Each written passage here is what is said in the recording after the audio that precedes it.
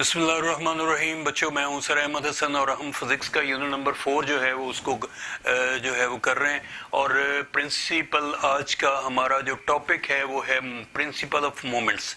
कल हमने जो है वो पढ़ा था इसके जो है वो टार्क के मुतालिक। यकीनन आपने याद करके वो लिख लिया होगा और उसकी जो इक्वेशन और उसका यूनिट जो है वो भी आपको याद हो गया होगा। डेफिनेशन भी कुछ कही थी वो भी यकीनन आपने याद कर ली होंगी। आज जो है वो कुछ पॉइंट्स हैं जो हम करेंगे। उनमें सबसे पहले है principle of moments. Principle of moments को समझने के लिए हम जो है इसकी डेफिनेशन से पहले आप जो है वो एक फिगर पे हम फिगर को देखते हैं। ज़रा फिगर आप देखें। एक लकड़ी के बार पे हमने जो है वो एक स्केल जो है वो रखा हुआ है और स्केल को जो है वो बैलेंस किया है। यहाँ पे इसको वेट लटका के इसके बाद जो है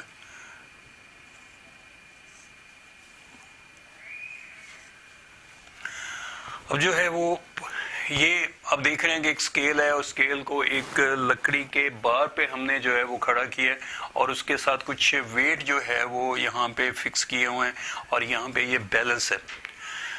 जब भी टार्क की रोटेशन की बात आती है, जब कोई सर्कल में कोई ऑब्जेक्ट मूव करता है तो एक चीज़ जो है वो जहन में आती है, वो है टार्क।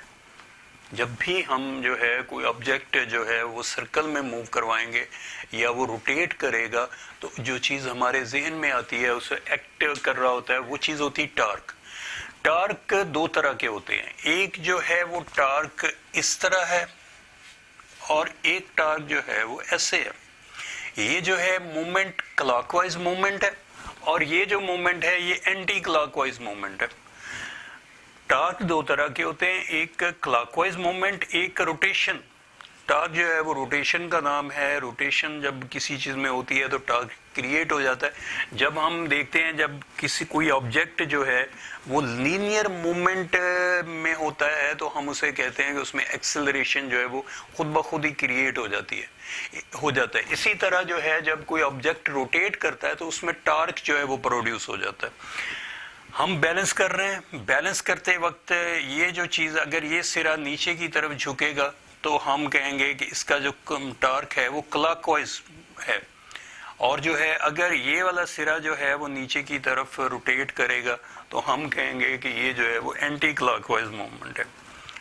अगर क्लॉकवाइज मूवमेंट और एंटी क्लॉकवाइज मूवमेंट जो है वो बराबर होंगे, अगर ये बैलेंस होगा तो इसका मूव नहीं कर रहा। अगर ये मीटर रॉड जो है ये मूव नहीं कर रही तो इसका मतलब है कि क्लॉकवाइज मूवमेंट और एंटी क्लॉकवाइज मूवमेंट दोनों बराबर हैं।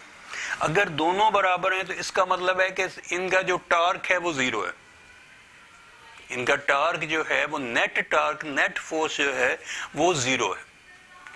ठीक है। अगर इसका अब जो है जो नेगेटिव, वैसे जो है जो क्लॉकवाइज टार्क होता है वो नेगेटिव होता है और जो एंटी क्लॉकवाइज होता है वो पॉजिटिव टार्क होता है।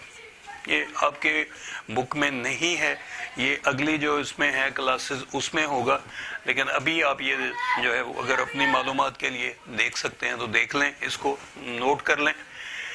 अब जो है वो हम आते हैं प्रिंसिपल ऑफ मोमेंट्स। आपने देखा कि जब कोई चीज़ रोटेट होती है तो उसमें टार्क प्रोड्यूस होता है। अगर वो क्लॉकवाइज है तो उसकी डायरेक्शन जो है वो डायरेक्शन अगर इस तरह है तो क्लॉकवाइज होगा। अगर जो है उसकी डायरेक्शन इस तरफ है तो एंटी क्लॉकवाइज होगा। अगर दोनों टार्क जो है वो सेम है तो इसका मतलब है कि ये जो है वो बैलेंस है। ठीक है। लेकिन हम जो है वो आज अब इसकी जो है वो डेफिनेशन की तरफ आते हैं। A body is balanced if the sum of clockwise movements and anti-clockwise movements is a moment on the body is equal to the sum of anti-clockwise। अगर जो है वो clockwise movement जो है ये वाला ये इक्वल होगा एंटी क्लॉकवाइज मूवमेंट के तो हम कहेंगे कि ये जो है वो ऑब्जेक्ट जो है ये बार जो है ये बैलेंस होगी और यही जो है वो प्रिंसिपल ऑफ मोमेंट्स है। A body is balanced if the sum of clockwise movements acting on the body is equal to the sum of anti-clockwise movements, then we can say a body is balanced. ठीक है, यही जो है वो principle of moments है. इसके बाद अगला है, इसमें इसकी एग्जांपल आपने देखी होंगी. अक्सर पार्क में जो है वो सीसा देखा होगा, बच्चे जो हैं वो उस पर एक साइड पे बैठते हैं और दूसरा दूसरी साइड पे बैठता है और फिर जो है वो इसको झूला लेते हैं और बैलेंस करने की कोशिश करते रहते हैं. ये जो है वो बेस्ट एग्जांपल है प्रिंसिपल ऑफ मोमेंट्स की. फिर दूसरी एग्जांपल जो है वो बार मीटर रॉड है, हम उसको वेट पे जो है, ये आप एक्सपेरिमेंट भी करेंगे नेक्स्ट ईयर 10वीं में, वहाँ पे जो है वो प्रैक्टिकल में ये जो है वो ये है. और इसके बाद अगला हमारा टॉपिक है मास, सेंटर ऑफ मास.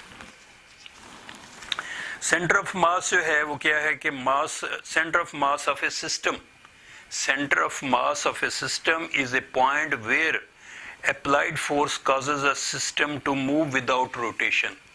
ठीक है, वहाँ पे जो है वो सेंटर ऑफ मास किसी भी सिस्टम का वो पॉइंट है जहाँ पे वो सिस्टम जो है विदाउट रोटेशन जो है वो मूव जो है वो करता है.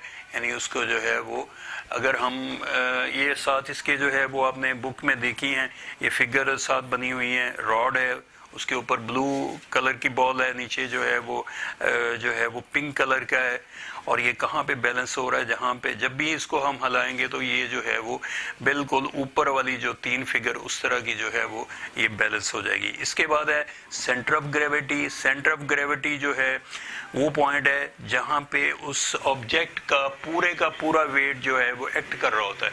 अब यहाँ पे ये सिस्टम है, ठीक है, इस सिस्टम में जो है जिसको अगर हम सेंटर ऑफ ग्रेविटी,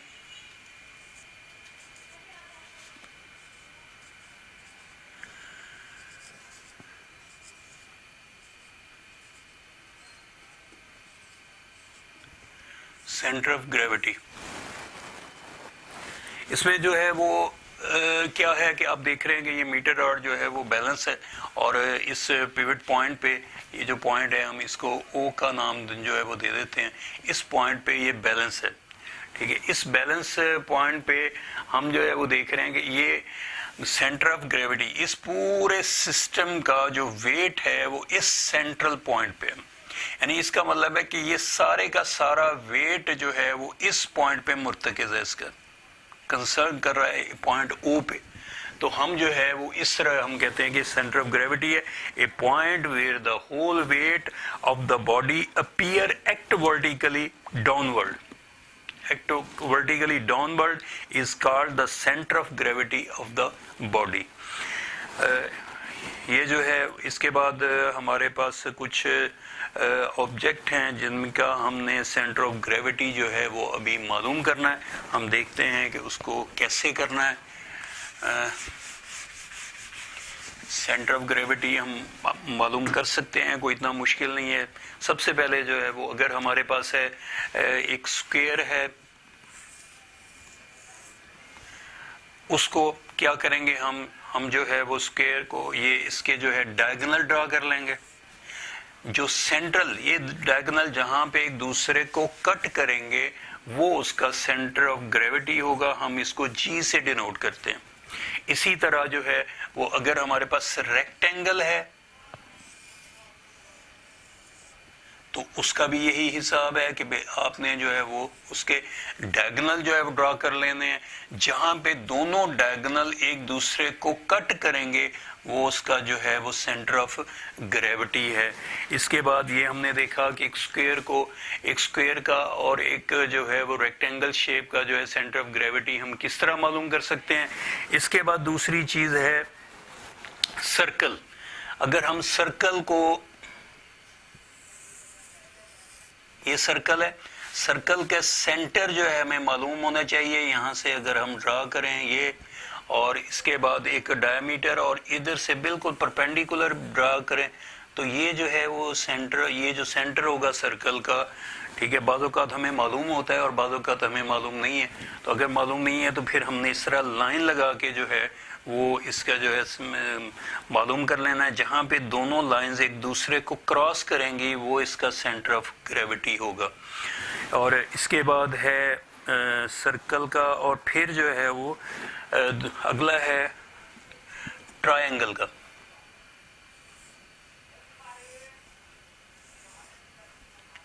ट्रायंगल का जो है वो ज़रा थोड़ा सा डिफरेंट है कि हम क्या करेंगे कि हम इस लाइन का, जिस लाइन का हमने जो है एक लाइन को लेना है, इस एक साइड को, हमें मालूम है कि ट्रायंगल में 3 साइडें और 3 एंगल होते हैं। हम एक साइड का मिड पॉइंट हम ले लेते हैं, एक साइड का मिड पॉइंट है। हम क्या करेंगे कि इसको जो है वो इसके सामने वाले वर्टेक्स से मिला देंगे। इसके बाद जो है वो इस लाइन का मिड पॉइंट लेंगे और फिर जो है वो इसको बिल्कुल सामने वाले वर्टेक्स से मिला देंगे। और फिर जो है वो तीसरी लाइन जो है वो यहाँ पे होगी पॉइंट इसका जो है वो, और यहाँ से जो है वो हम इसका ये जो इसका जो है वो मिड पॉइंट को इसके सामने वाले वर्टेक्स से मिला देंगे। तो ये जो जहाँ पे तीनों लाइन एक दूसरे को जो है क्रॉस कर रही हैं वो इसका सेंटर ऑफ ग्रेविटी होगा। इन लाइंस को मीडियन कहते हैं, इन लाइंस को मीडियन भी कहा जाता है। सामने वाली लाइन के मिड पॉइंट को अगर उसके बिल्कुल सामने वाले वर्टेक्स से मिला दिया जाए, किसी भी वर्टेक्स के सामने वाली लाइन का मिड पॉइंट वर्टेक्स से ज्वाइन कर दिया जाए, तो इस लाइन को, ये वाली जो लाइंस हैं, ये तीनों लाइन जो है इसको मीडियन कहते हैं। हम किसी भी ट्रायंगल का सेंटर ऑफ ग्रेविटी जो मालूम करना है वो हम जो है वो सेंटर ऑफ ग्रेविटी ये जो है वो मीडियन से जो है वो ड्रा कर सकते हैं। इसके बाद है शेप है एक सिलेंडर। सिलेंडर का अगर जो है वो आपने मालूम करना है तो उसका तरीका ये है कि आपने जो है वो ये सर्कल ड्रा कर लिए, तो इसको आप इससे मिला देंगे, ये जो है वो सिलेंडर बनेगा। आपने जो है वो इसका जो है वो मालूम करना है पहले ये पॉइंट, इसके बाद जो है वो ये पॉइंट, इसका सेंटर ऑफ ग्रेविटी मालूम करना है, और फिर इसके बाद जो है वो ये लाइन आप मिलाएंगे इसके साथ, और इसका जो सेंटर होगा ये सेंटर ऑफ ग्रेविटी आ जाएगा, ये सिलेंडर होगा। यानी किसी भी सिलेंड्रिकल शेप का जो सेंटर ऑफ ग्रेविटी है, आप पहले उसके ऊपर वाली जो स्फीयर है वो उसका सेंटर ऑफ ग्रेविटी मालूम करेंगे, नीचे जो पेंदे पे है उसका सेंटर ऑफ ग्रेविटी, सपोज आपने जो है वो किसी भी डालडे के डब्बे का जो है वो आपने सेंटर ऑफ ग्रेविटी मालूम करना है, तो उसके जो ऊपर वाली स्फीयर होगी आपने पहले उसका जो है सेंटर ऑफ ग्रेविटी मालूम करेंगे, फिर नीचे वाली जो है सरफेस उसका सेंटर ऑफ ग्रेविटी मालूम करेंगे, ये दोनों के सर्कल में है, और फिर दोनों के सेंटर ऑफ ग्रेविटी को आपस में ज्वाइन करेंगे, तो जो उसका मिड पॉइंट होगा वो सेंटर ऑफ ग्रेविटी होगा। तो बच्चों ये हमने मुख्तलिफ जो हमारे पास तरीके थे सेंटर ऑफ ग्रेविटी मालूम करने के, हमने किस तरह मुख्तलिफ शेप जो पॉसिबल शेप हैं उनके सेंटर ऑफ ग्रेविटी मालूम करने का तरीका हमने देखा। कल हम इंशाल्लाह पढ़ेंगे एक इर्रेगुलर शेप जो है किसी भी, चाहे कोई भी शेप है इर्रेगुलर है जिसकी कोई शेप नहीं है, हम उसका जो है सेंटर ऑफ ग्रेविटी मालूम करने का तरीका देखेंगे। लेकिन अभी आज आपने ये जो है जो तरीके इनके आपने मेथड देखा, आपने centre of gravity find out करने का, इसको आप अच्छी तरह देख लें, इसको स्टडी कर लें, इसको लर्न कर लें। ये पेज नंबर 95 पे जो ये कलर एरिया है, कलर बॉक्स, ये सारे के सारे मुख्तलिफ शेप्स हैं, स्क्वायर है, सर्कल है, रेक्टेंगल है, ट्रायंगल है, और जो है वो एक जो है वो सिलेंड्रिकल शेप है, ठीक है। इसकी आपने जो है वो सेंटर ऑफ ग्रेविटी मालूम कर लिए, किस तरह करने हैं ये आपको मालूम हो गया। कल इंशाल्लाह centre of gravity of irregular shape thin lamina के बारे में पढ़ेंगे। ओके, अल्लाह हाफिज़।